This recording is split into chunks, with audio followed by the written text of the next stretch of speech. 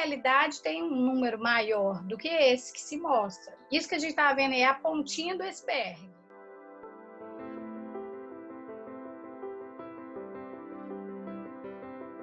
A sociedade precisa ouvir isso, precisa ver o que acontece. Tem questões culturais aí muito sérias que precisam ser debatidas, sabe? Então, assim, a subnotificação é muito grande, muito grande. Praticar atos libidinosos ou conjunção carnal com crianças de 0 até 14 anos é caracterizado o estupro de vulnerável. Além desse público de 0 a 14 anos, também está inserida aí nesse contexto de estupro de vulnerável pessoas com deficiência mental e pessoas que eventualmente tenham alguma dificuldade de resistência. Exemplo, aí uma mulher embriagada, uma mulher que bebeu muito e está totalmente incapacitada de oferecer resistência com relação a uma prática de ato. Isso também caracteriza o estupro de vulnerável. Mas quando a gente traz para cá, para o ambiente da criança e adolescente, mesmo que a menina tenha aí 12, 13, 14 anos, né, que é o limite dessa previsão legal, e tenha querido manter a relação sexual, existe sim a prática do estupro de vulnerável. No caso das crianças, quanto menores, isso fica ainda mais expressivo, há uma dificuldade muitas vezes maior em perceber aquela experiência como uma experiência de violência. É porque a criança, ela justamente por ela ter muito marcado, e adolescente, essa característica de ser um sujeito em processo de desenvolvimento, a criança também não tem, e aí por diversos motivos, até pela forma como a gente desrespeita a autonomia das crianças e adolescentes e o direito que elas têm de conhecer o próprio corpo e até o que é a sexualidade, que excede muito a relação sexual, essa criança vai demorar um pouco para interpretar como violência. Então, o efeito psíquico para ela também pode ser diferente, né? Nós temos relatos e acompanhamentos psicológicos de muitas mulheres que elas só vão nomear como violência uma experiência que elas viveram na infância quando elas já são adultas. Que aí, ao pensar sobre o passado, elas vão entender que aquilo que elas viveram não foi um carinho, não foi brincadeira, não foi cuidado.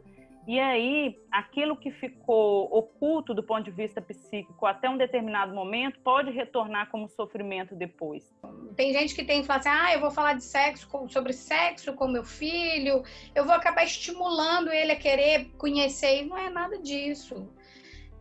A orientação é super importante, por isso que a educação sexual é importante, né? Quanto mais cedo a gente começa o diálogo em casa com os nossos filhos, quanto mais cedo a gente orienta, olha, existem partes íntimas no nosso corpo, quem pode tocar, se alguém tocar, o que você tem que fazer, você tem que me contar, mesmo que a pessoa às vezes fale, você não pode contar, é segredo nosso. Não existe segredo. Então, quanto mais sincero, mais ambiente de confiança existir entre a criança e as pessoas que são responsáveis por ela, a gente tem uma tendência maior de proteger esses meninos, né, essas meninas, da prática desses delitos. Então, assim, eu acho que para coibir essa modalidade criminosa, a orientação e o diálogo, né, é muito, muito mais importante, às vezes, muito mais, tem reflexos futuros aí importantíssimos, às vezes melhor do que uma prisão em flagrante de um abusador.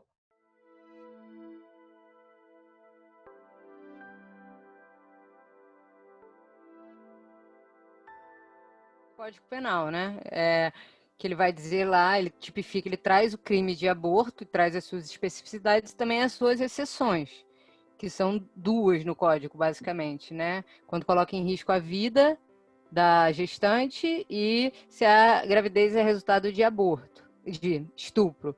Em 2012, o Supremo deu uma decisão acrescentando mais uma exceção, né, na DPF 54, que seria o caso dos fetos anencefálicos.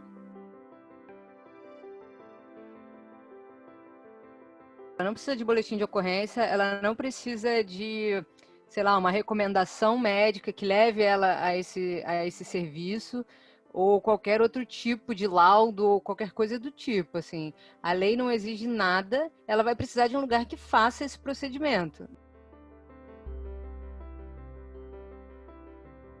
Assim, a nossa lei, ela é mais restritiva do que todos os países do norte global. Todos os países da Europa, Estados Unidos, Canadá, incluindo Austrália, Nova Zelândia, a gente pode incluir aí também a África do Sul, Índia, Rússia, China, todos eles são dão mais liberdade para a realização do aborto do que a gente. A gente está atrás de muitos países da África também, e mesmo na América Latina, a gente está atrás de Uruguai, Argentina, Bolívia, Colômbia, Peru, Equador, porque uma das exceções básicas para a realização do aborto, mesmo em lugares em que é mais restrito, que não tem uma liberdade mais ampla, é para proteger a saúde da mãe.